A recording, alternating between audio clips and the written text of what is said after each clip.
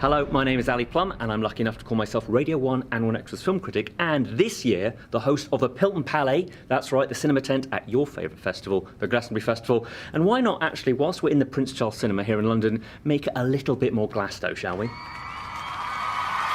Yeah, that's enough of that. So, we have a ton of incredible movies to look forward to this year. We've got big things like the new Minions film, a Jurassic Park, or is it Jurassic World movie? So many things to look forward to, but we've also got some hidden gems I'd like to really highlight because they are genuinely so excellent. So, without any further ado, here are some of my top tips for what to look out for at this year's Glastonbury Festival Pilton Palau Cinema Tent.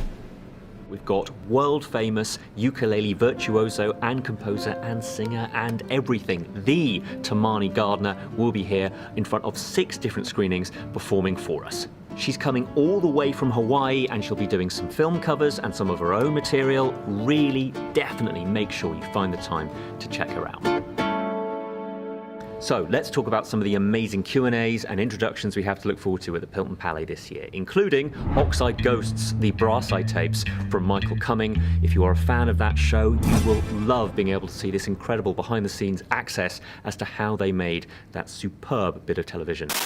Your phone calls tonight have been described variously as rabid, pig-ignorant, and stultifyingly ill-informed. Thanks for those.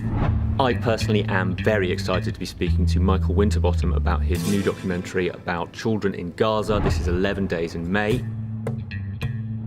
It's been 30 years since Orlando first hit cinemas, and the Sally Potter adaptation of the Virginia Woolf classic novel is a work of art, and we're so happy and proud to have longtime supporter of the Pilton Palau, a patron if you will, stopping by. This is Tilda Swinton to give us a little introduction on its 30th birthday. That is I. Then there's Cow, where we'll be hearing from Andrea Arnold, who's given us a documentary about the life of a regular, average cow in a dairy farm. Trust me, it is well worth watching. Besides the fact that the festival site is, of course, actually a dairy farm itself, what makes this screening of Cow at the Pilton Palau even more special is the wonderful opportunity to hear one of Britain's most distinguished filmmakers talk about her film and her work. The director of HBO series Big Little Lies, Andrea Arnold, is an Academy Award-winning director and 3-time winner of the jury prize at the Cannes Film Festival.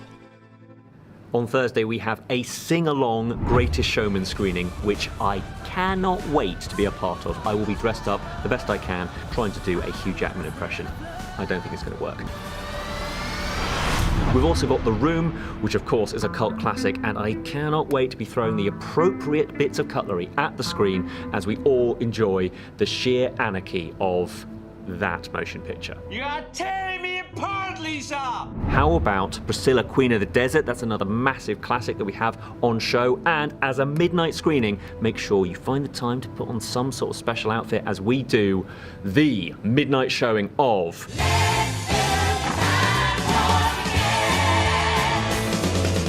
every couple of years we do this, and it's important that it's come back for 2022, not to be missed.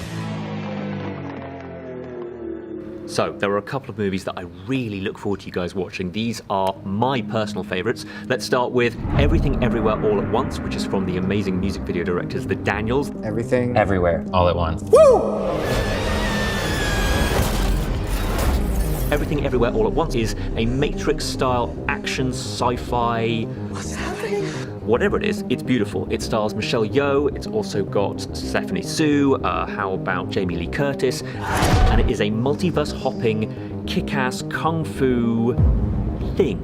Trust me, you must see it. Then there's The Unbearable Weight of Massive Talent, where Nick Cage plays Nick Cage in this meta, self-aware action comedy thriller that I cannot stop talking about. If you love 90s classic action and you love Nick Cage taking the mick out of himself, this is an essential part of your festival experience. Nick Cage. If you're looking forward to movies that aren't already in cinemas yet, you've got the opportunity to watch the Minions film, that's The Rise of Gru. Won't be in cinemas, but you'll be able to watch it at the Pilton Palau. And we have Brian and Charles, a quirky British comedy that involves robots that you will fall in love with. Didn't look too bad, does he? I wonder what he'll do when I turn him on. Oh, and there's Lightyear as well, which will just have been in cinemas for like days, but you'll be able to see it pretty early doors. This Pixar spin-off Toy Story thing that also stars one Chris Evans, not that one. After you pitch your tent on Wednesday, make sure you find the time to watch 2 of our music documentaries we have on show. There's the Beatles Get Back Rooftop Gig documentary, which is well worth watching. And also, you already know we'll have the director of this New Orleans Bounce documentary, Rhiannon Hanbury-Aggs. She'll be there to talk to us about how she made this beautiful film.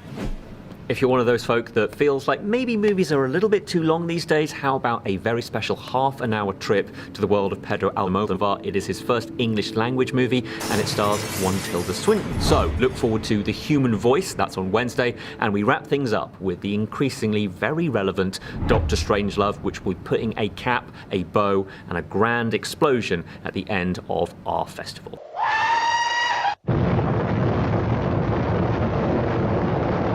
So, I cannot wait to see you there. We are going to have the best time watching the best films. And remember the 3 key ingredients to a good time: peace, love, and cinema.